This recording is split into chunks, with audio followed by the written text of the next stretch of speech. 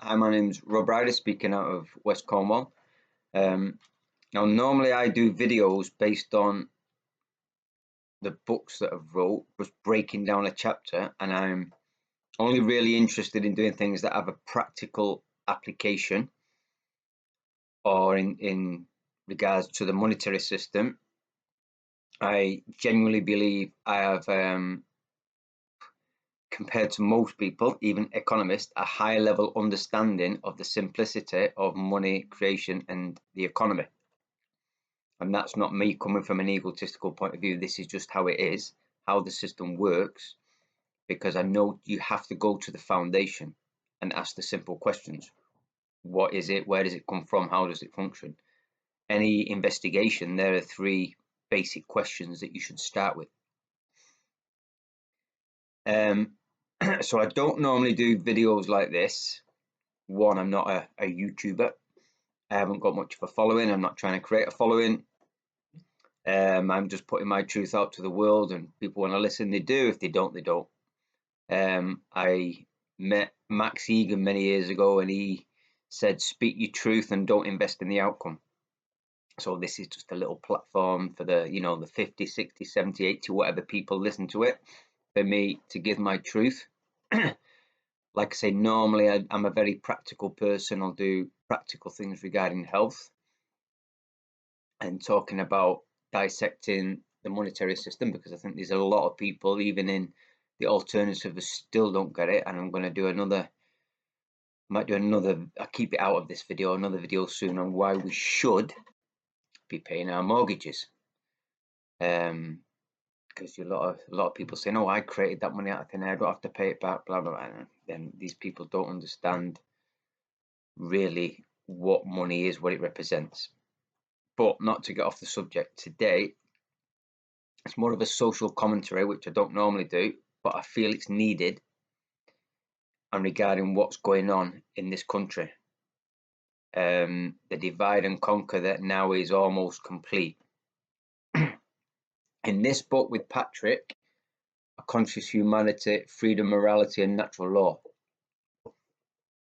it's a dissection of the human condition, really, and how we create societies, and how there's a natural aspect to that and an artificial aspect to that. Well, I'll start with culture, because we're seeing culture wars now in this country. So you have to go again, what is it? Go back to the very beginning. What is culture? So in the natural conditions, you would get a group of people, a village, a tribe, a few villages in a certain area, that would come together, and because of their needs, what resources they have in the environment, what climate they live in, what food can be grown, if they're hunting, if they live near the sea, they might fish, all the factors of the environment, based on those people's needs, will create a pattern of behavior. So certain men might go out fishing and hunting.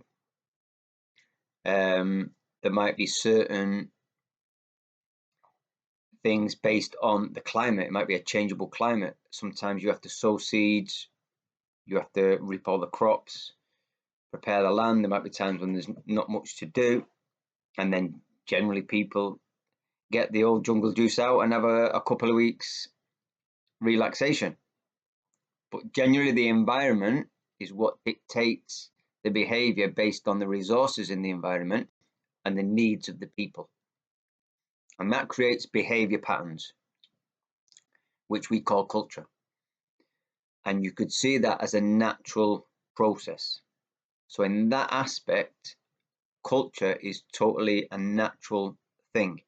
And the reason we would then have varied culture is because environments are different, needs are different. If you live in a hot climate, you don't really need thick walls, heavy insulation, big waterproof roof.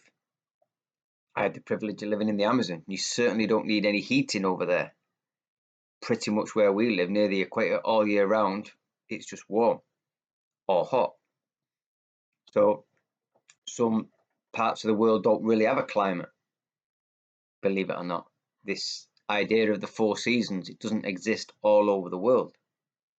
Where we live, there wasn't really a change in the climate. It was slightly wetter and slightly drier. And the climate really was, if there was a lot of rain in the mountains, the river rose quite substantially. So that would dictate behavior. People would build a house on stilts. So when the river rose, the houses could be still above water, or some people had built houses that would float. So again, the environment creates behavior and patterns of living called culture, a perfectly natural thing. What has happened in the world, obviously, is religion and superstition, belief systems that aren't really real, has totally and utterly taken over minds of human beings, and therefore created artificial cultures based on superstition, religion, whatever, just artificial religions, artificial cultures, and that's happened right around the world. And now we've got the melting pot of all these artificial cultures. Yeah? So if you've come from the Amazon where I lived, your culture would not be valid in the four seasons of a wet, cold, damp place like the British Isles. You would have to change your cultural behavior to adapt. Simple as that, because it's about the environment. But the thing is, we have fake cultures, which are of the mind, have nothing really to do with your relationship to the environment. Traditions and dogmas and, well, male and female circumcision is the most obvious one. We're being sold the lie that culture is great, therefore multiculture is great, diversity is great. Well, as I point out in the book, I can't remember the name of the documentary, but this is when they did make decent documentaries years and years ago.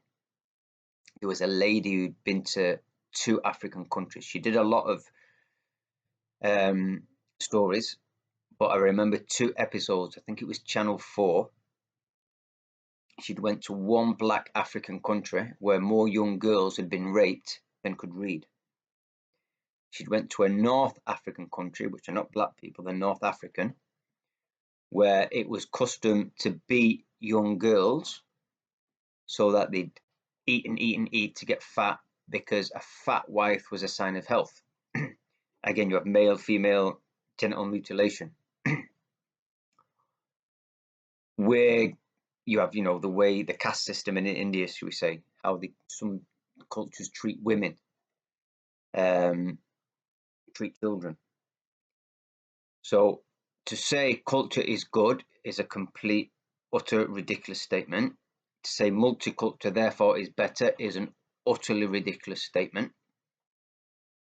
Natural culture is nature that works, and that's what we're supposed to live by, depending on our environment. But we're bringing all these mind control things into culture that are not good. So there's nobody's going to tell me, oh, it's culture, it must be good. Nonsense. It's multiculture, there must be even better. Utter rubbish. The people who run the planet know that. And the multicultural agenda throughout Europe is actually about the destruction of culture. Because you would have had defined cultures. And remember, culture isn't race. So anyone wants to throw the racist card, just please listen. Culture is not race. Traditionally, culture would have been connected to certain races because people lived in different parts of the world. So you could connect a culture to race, but it isn't the same thing. But now with people moving all over the place, you can put the race thing to side. It's got nothing to do with any of this conversation anymore. We're talking about culture. You have white Muslims. You have all different people now mixing their cultural beliefs. Whereas before, like I say, because of how they were brought up, their environment, what religion was influenced by them, how they perceived the world, you would have definite, everyone knows when you're in Greece how the people are there. friendly, very family orientated. You know, you spot a Scandinavian couple, you know them people, you know who they are. Italians have that charismatic way about them. You know an Italian. French, we know these people. Germans, we know their demeanor. Now we don't, because that's gone now. So multiculture was about the destruction of culture. That's what it was all about. So now we haven't got any culture. We've got a mishmash of fake culture that isn't relevant to where people are living. Why? To create conflict. That's the only reason that it was done, to create conflict and destroy culture. Why? Because if you have a strong culture, they will come together against tyranny. In this country now, look at it. Who's going to come together? Nobody, because divide and conquer. The City of London Empire, not the British Empire, the City of London Empire went round the world defeating via divide and conquer. It's coming into itself now, and they're doing it on this land. Now, the UK column have been warning about this for many years. Many years. I know Brian has done a talk in a mosque many years ago. I'm going to put a link at the end of this to the latest UK column news, where at the beginning Mike Robinson does like a 5-10 minute on what's going on at the moment in this country, and I think people need to listen to it. It's been well known in my circles, Tommy Robinson is a paid up puppet to create basically friction between Muslims and white British people. That's his job. Now, yeah, you can say there are genuine concerns with them cultures in this country. That's acceptable. Yeah. But who is the real enemy? Who's directed all this? Now, before Brexit happened, was it 2016 or 17, something like that, when they were preparing for the elections, I was going around my area talking to people. No one was willing to speak about what they thought, because they'd had enough of Europe and uncontrolled immigration. And I asked Brian Gerrish of the UK column to come down and do a talk to try and expand people's minds on what's really going on, because he directs people not to the immigrants who are coming in and the friction that's causing, but to the people who are bringing and inviting them in. And the politicians at that time, you would say white men in suits in Parliament. Now, with diversity, it's everybody in Parliament has been part of this process. Doesn't matter whether it's Labour, Conservative, Lib, doesn't matter. They're all part of this process. The boats aren't being stopped because they're not meant to be stopped. And I know that's going to cause friction. And I know some of, why would you want a culture in your community where women are considered second-class citizens? Why would you want to bring in a culture to your community where genital mutilation is a tradition? Why would you? Why would you want to bring people into your community where they come from a culture where more young girls have been raped than can read? Why would you want to bring people into your community where young girls are beaten so that they eat to become fat as a sign of wealth? But these people have been brought in to divide us. I don't think multicultures can live together. It's very difficult. And they know that, but we have to look at who the real enemy is. Tommy Robinson has been brought about to bring civil war in this country, basically, because that will bring the excuse for the police state. Just listen to Keir Starmer now his language.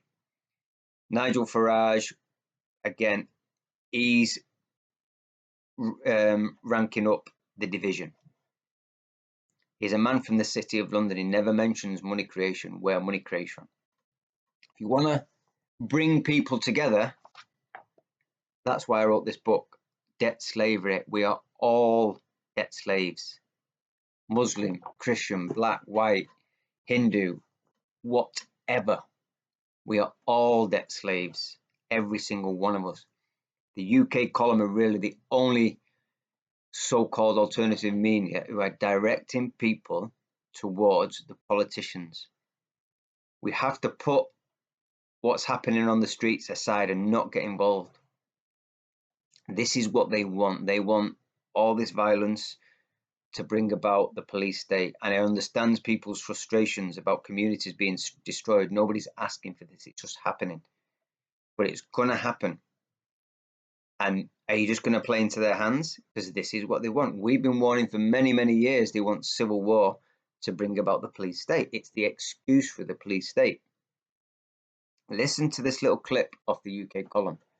Who else in the alternative is calling it out for what it is? Yeah, that it's controlled, planned agenda.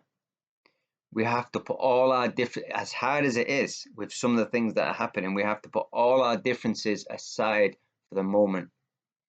Focus on the political elite, the bankers that are behind them, and understand we are all debt slaves to these people, all of us, every single one of us. Unless we focus on that, divide and conquer will complete the process of building the police state. And you can all cry about it, because if you're a Muslim, if you're a Christian, a Jew, if you're a Hindu, if you're black, white, brown, doesn't matter. You will all be enslaved into the system. Every single one of you. Stop arguing with each other. Realize where the enemy is.